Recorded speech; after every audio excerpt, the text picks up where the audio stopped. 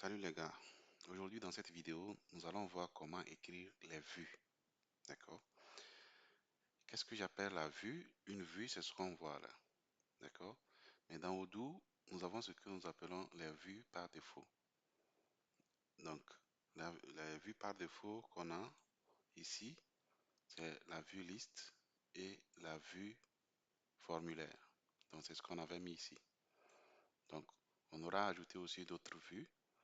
Mais ici, lorsque je mets ça dans une action, ça permet d'appeler la vue par défaut, la vue liste par défaut et la vue formulaire par défaut. Et donc, là, on a des choses qui sont ici éparpillées de façon, ça ne donne pas quelque chose d'attrayant. Et donc, nous allons voir comment écrire les vues. Et nous allons commencer par écrire la vue formulaire, refaire le formulaire et placer les choses aux endroits corrects. Et donc, je reviens dans mon code. Je vais commencer par écrire la vue student. D'accord?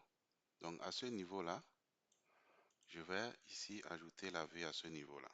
Et donc, avec la magie de VS Code, je vais définir le formulaire. Il suffit de taper form comme ceci. Et là, je peux définir la vue formulaire pour hériter d'une autre vue ou je vais définir une vue, une nouvelle vue. Voilà, et c'est ce que je vais faire. Et je vais dire ici student ou bien school, student. Et voilà. Donc ici, le nom, le name, je peux mettre n'importe quoi. Je vais garder ceci.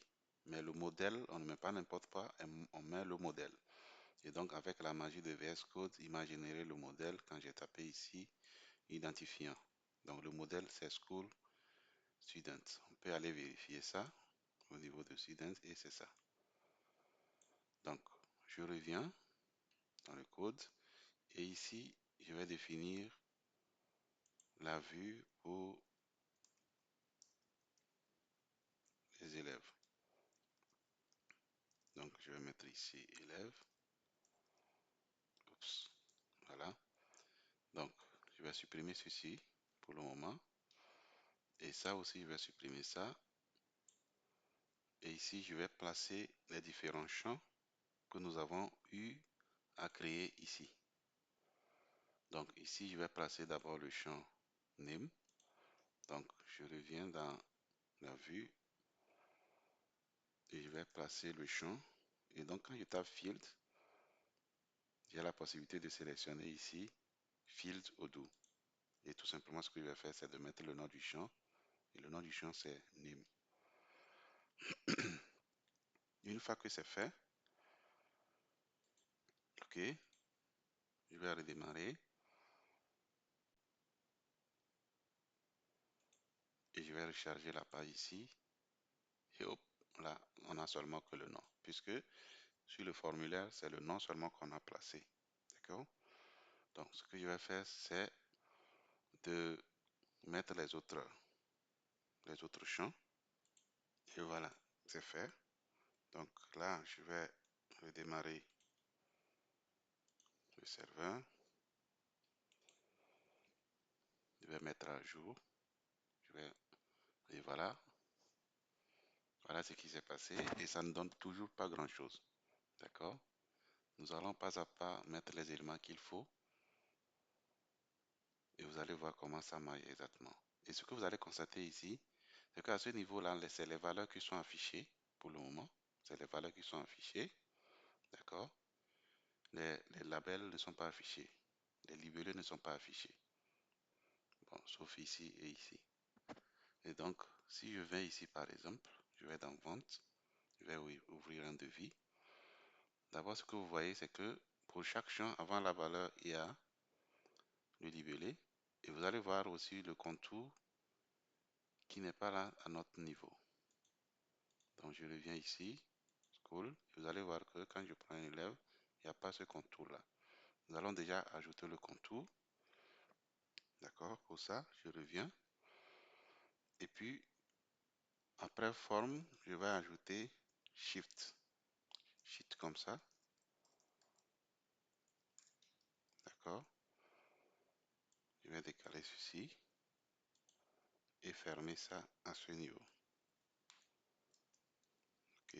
Une fois que c'est fait, je redémarre.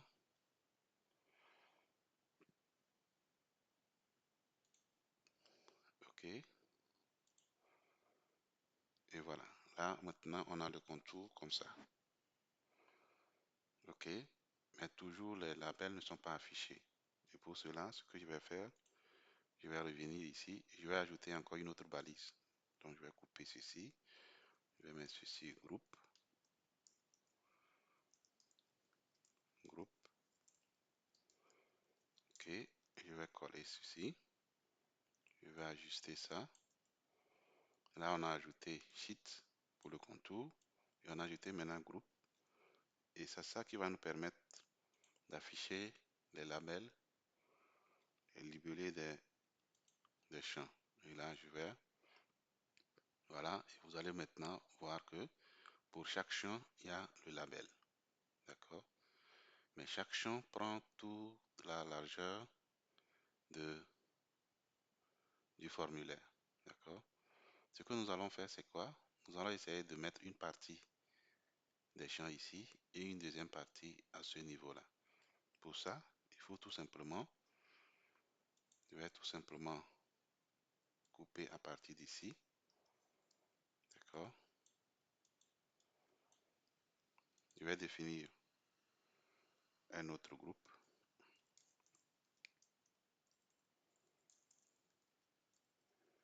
Je vais coller ça ici.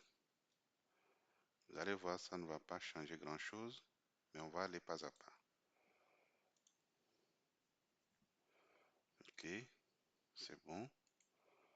Je vais recharger. Vous allez voir que ça n'a pas changé grand-chose. Ce que je vais faire, c'est de regrouper ceci, tout ceci dans un autre groupe, comme ça.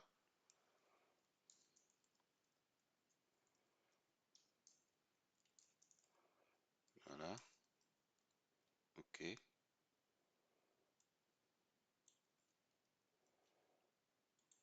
Je vais redémarrer. Et voilà. Là, on a une partie ici et une autre partie ici. Donc, pour les champs many to one et many to many, on va revenir sur ça. Comme je le disais, on va aller pas à pas. D'accord? Ok. Donc, maintenant, ça commence par ressembler un peu à quelque chose. D'accord? Nous allons voir comment placer les champs, ces champs-là, de manière appropriée. Pour cela, au lieu de placer les deux champs ici, je vais les déplacer juste en bas. D'accord? Je vais les mettre juste en bas comme ça. Ok. Je vais redémarrer.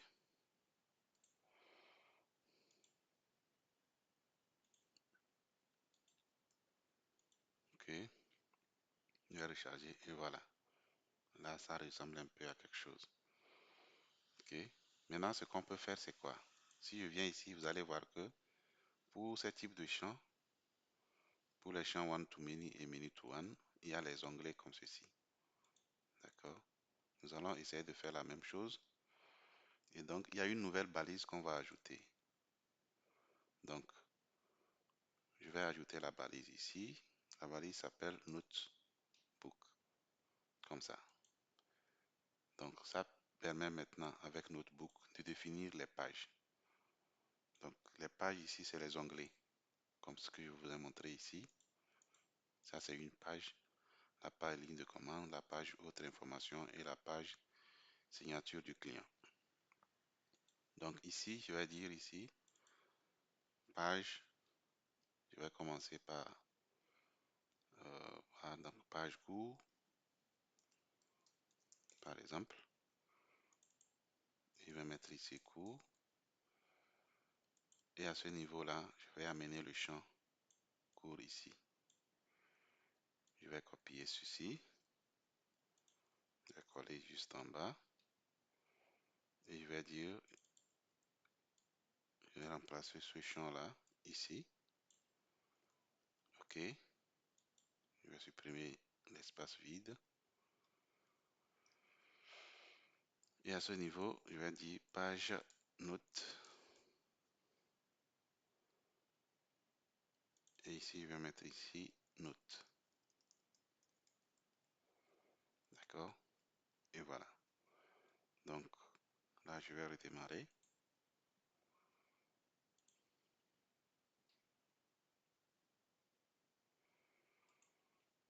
Ici, je reviens maintenant. Ici, plutôt. Vous allez voir qu'on a deux pages. Il y a page cours. Voilà. Donc ici, on peut ajouter des cours. Et ici, on peut ajouter des notes. Donc pour le cours d'anglais, de mathématiques, on a ceci, et on a ceci ici. Voilà. Et c'est ajouté. Ça, c'est ce qu'on appelle la vue formulaire. Donc ici, vous allez voir que c'est une photo, mais rien ne s'affiche. Nous allons revenir sur ce que nous appelons, ou ce que nous allons appeler les widgets. D'accord? Je vais ajouter un widget au niveau de la photo. Je dis ici widget égale image. Tout simplement. Là, je vais redémarrer. OK. Et là, là, on a une photo ici. Je vais aller chercher une photo. OK. Je vais chercher une photo plus.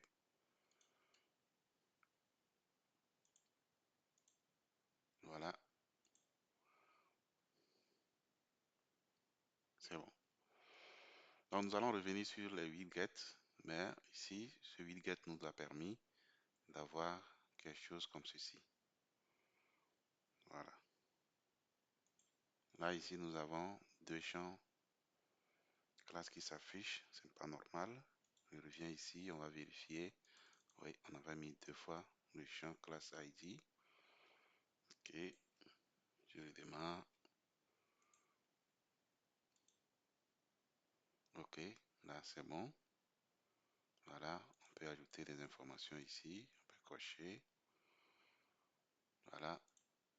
OK. Donc là, pour la photo, on peut décider de mettre la photo un peu dans le coin, quelque part ici. Et donc, je vais mettre la photo en première position.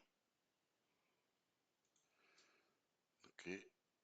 Je vais mettre la photo juste en haut. D'accord. Et je vais lui donner une classe CSS qui existe déjà. Il s'appelle OE Avatar. Ce qui va nous permettre d'avoir la photo ici. Voilà.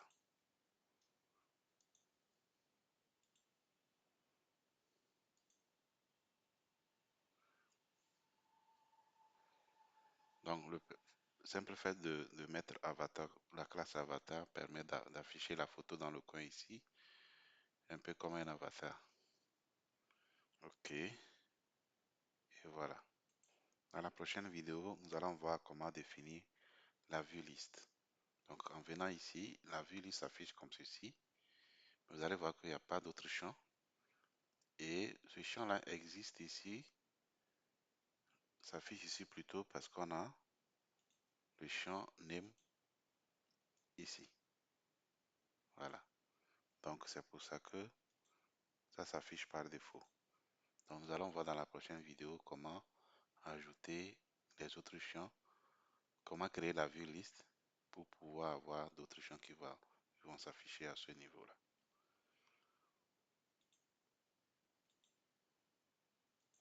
Likez la vidéo, aimez la vidéo, abonnez-vous et on se retrouve dans la prochaine vidéo.